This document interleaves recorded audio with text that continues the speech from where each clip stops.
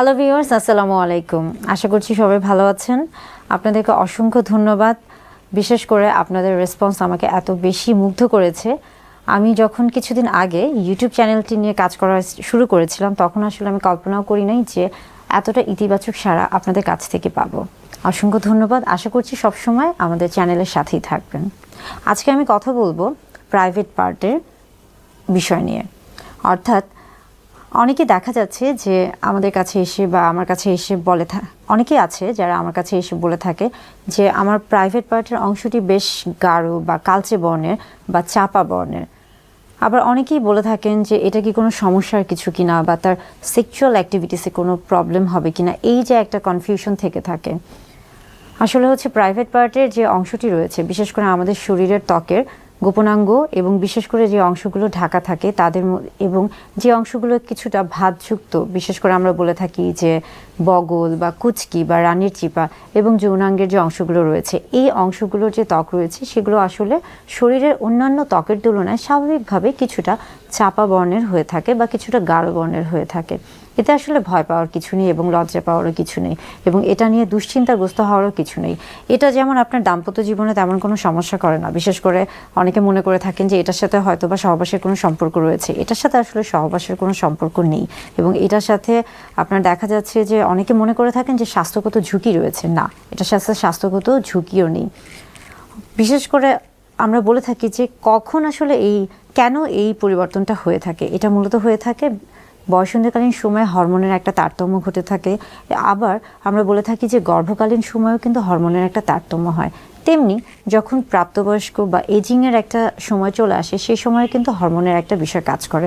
অর্থাৎ সবগুলি ক্ষেত্রে কিন্তু হরমোনের একটা তারতম্য কাজ করছে এবং হরমোনের জন্য কিন্তু এই যে হচ্ছে আমাদের বলে থাকি যে প্রাইভেট পার্টির যে কালচে যে বর্ণটা বা গাঢ় যে বর্ণটা, এটা কিন্তু হয়ে থাকে।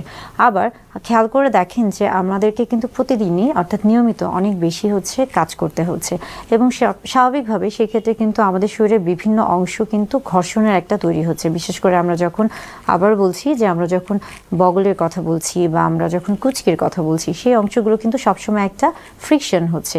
এর ফলেও কিন্তু সেই অংশগুলো কিছুটা গাঢ় বর্ণের হয়ে থাকে।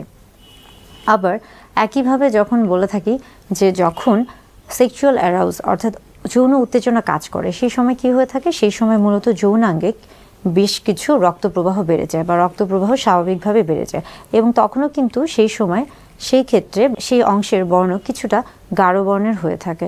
অর্থাৎ প্রাইভেট পার্টের যে রঙটি রয়েছে সেটা যদি চাপা বর্ণের হয়ে থাকে, এটাতে ভয় পাওয়ার কিছু নেই। তবে অনেকেই করে থাকেন যে সেখানে হচ্ছে ব্লিচ করতে চান বা অনেকে ব্লিচ করান, কিংবা অনেকে বলে থাকেন যে বিশেষ কিছু প্রসাধনী তিনি ব্যবহার করছেন সেই জায়গাগুলোকে হচ্ছে ফর্সা করার জন্য অথবা সেই জায়গাকে কিছুটা উজ্জ্বল করার জন্য। আসলে এগুলো কোনো কিছুই খুব একটা দরকার হয়ে থাকে না। এখন আপনি যখন এই ধরনের কোনো একটা পদ্ধতিতে যাবেন, সেই পদ্ধতিটি যদি আপনার ত্বকের জন্য মানানসই না হয়ে থাকে, তাহলে সেই ক্ষেত্রে দেখা যাচ্ছে যে আপনার সেই জায়গার যে ত্বকটি রয়েছে সেটা কিন্তু পুড়ে যেতে পারে, জ্বালা পোড়া হতে পারে, অস্বস্তি হতে পারে। সেই ক্ষেত্রে কিন্তু হিতে বিপরীত হতে পারে।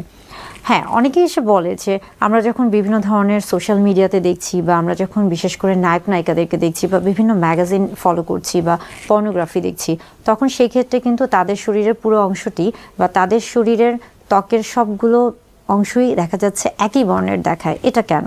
আসলে এখানে অনেক কিছু কাজ করে। বিশেষ করে দেখা যায় যে আমরা সবাই জানি বর্তমানে এডিটিংয়ের একটা যে বিষয় থাকে, আপনি ভিডিও এডিটিং বলেন কিংবা ছবি এডিটিং বলেন, সব জায়গায় কিন্তু এডিটিংয়ের একটা ব্যাপার থাকে। এছাড়া পাশাপাশি কিন্তু মেকআপ বা বিভিন্ন রকমের প্রসাধনীর একটা প্রচলন রয়েছে।